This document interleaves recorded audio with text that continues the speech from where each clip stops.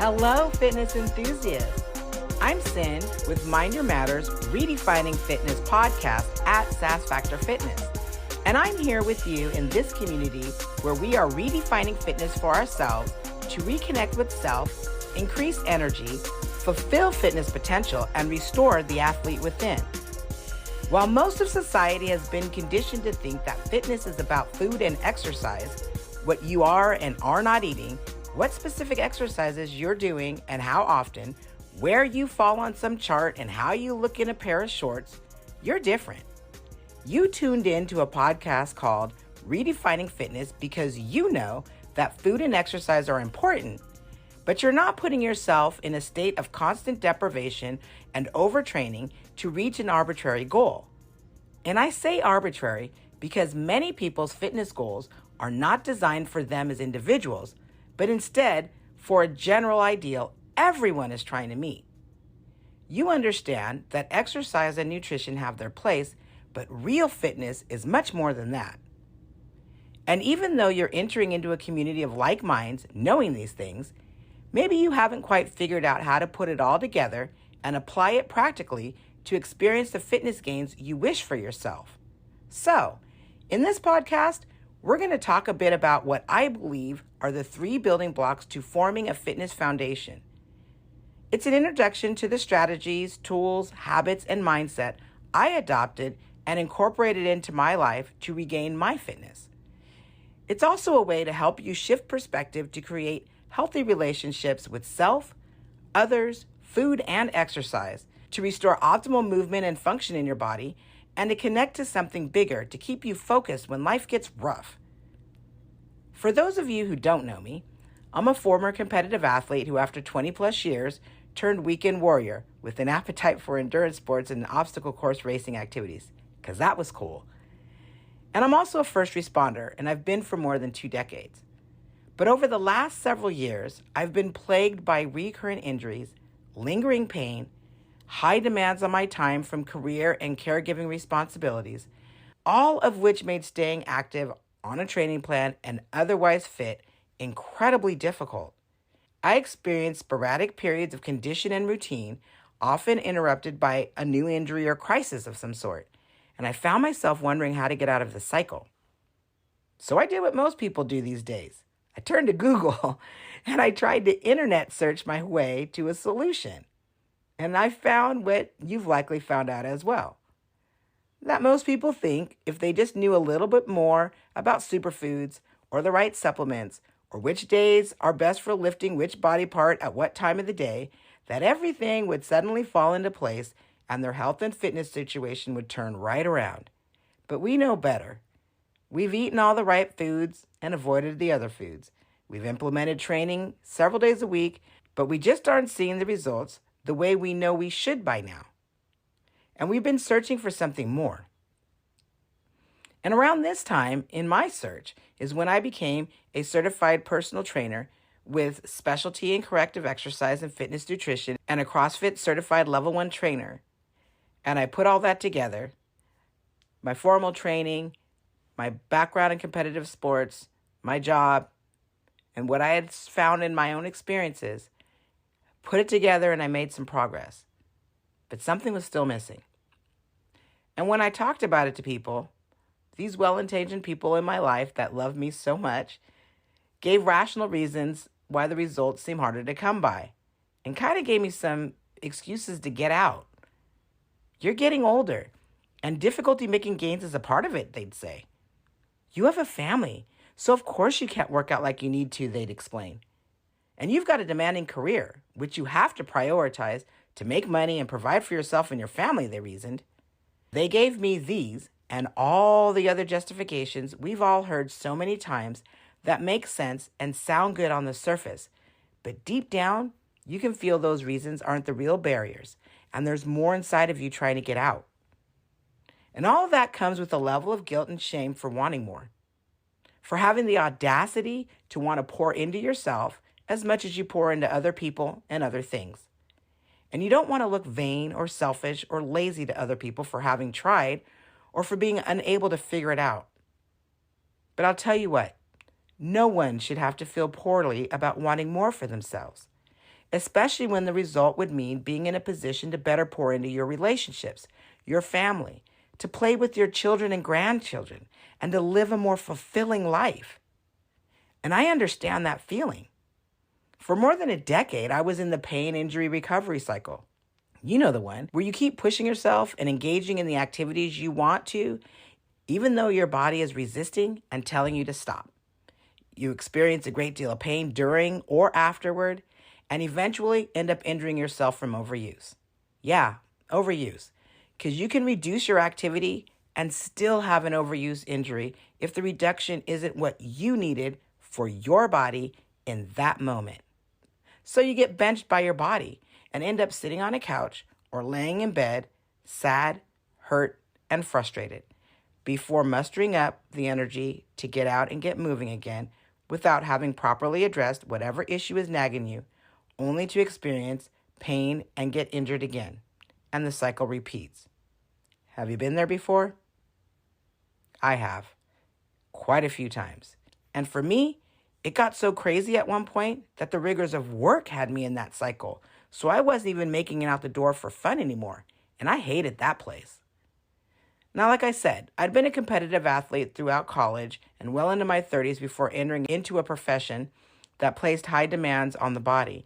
And I was able to keep up my fitness and activity level even after my first few injuries at work and the demands that work placed on my time. But with each passing year, I struggled more and more with reoccurring injury and lingering pain. And that was the thing that kind of made that excuse about getting older really settle in and feel like maybe this is it for me. But I knew that that wasn't the thing. And I think you feel that too.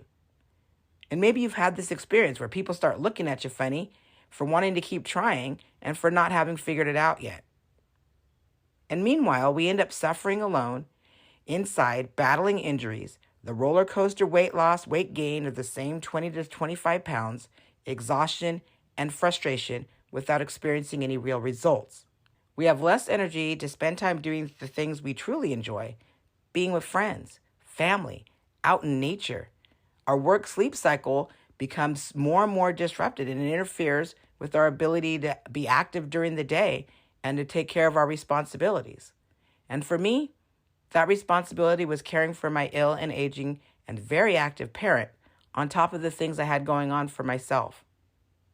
It wasn't until I was 60 pounds overweight, in constant pain, unable to get up from sitting without effort and making grunting noise, the kind where people look at you and ask if you're okay, and I was barely able to walk from my bed to the kitchen without hunching over, that I said, enough is enough. I looked at the cycle I was in, what I knew about fitness, and I wanted to know why I kept cycling between doing all the things and then absolutely nothing. I felt defeated, depleted, and depressed.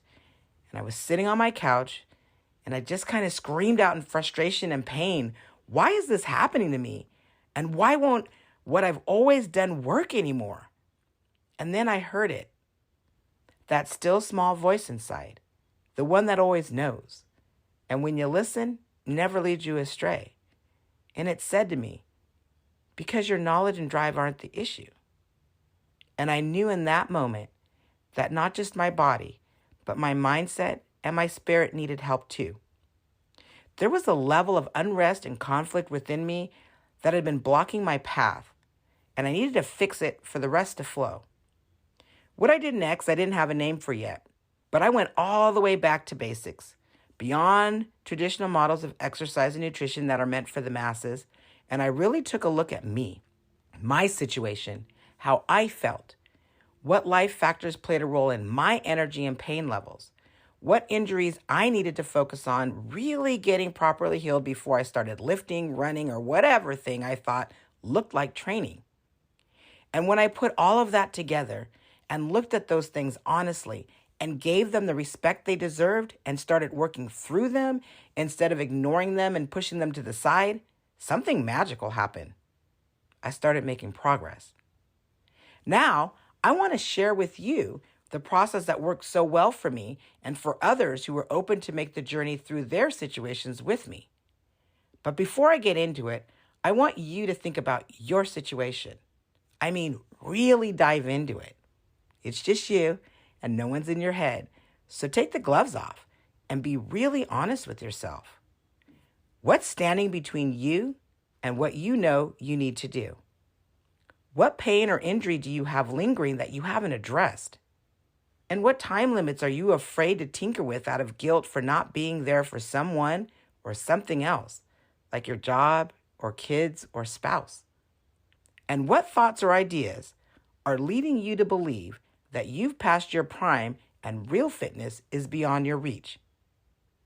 Whatever the answers are, there is a way to address and overcome barriers to your progress, but it will take effort and honesty with yourself. And I can help if you're open to it, using the 3 building blocks for forming a foundation of fitness: your mind, your body, and your spirit.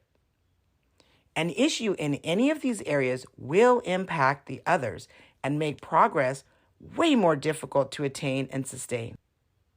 Now, it is possible to push and force and power through, but why overexhaust yourself? Especially if you're already exhausted, depleted, and at the end of your rope. Who wants to add to the effort needed already? Why not put that last bit of energy you've mustered up to a better use, toward upping your game rather than battling yourself?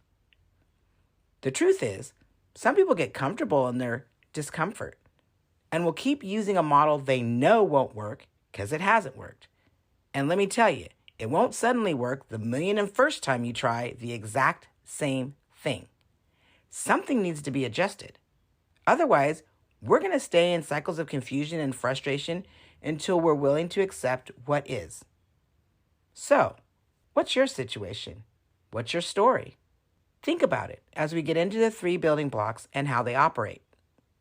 The first building block is your mind. Now, the mind is a powerful thing. It controls everything.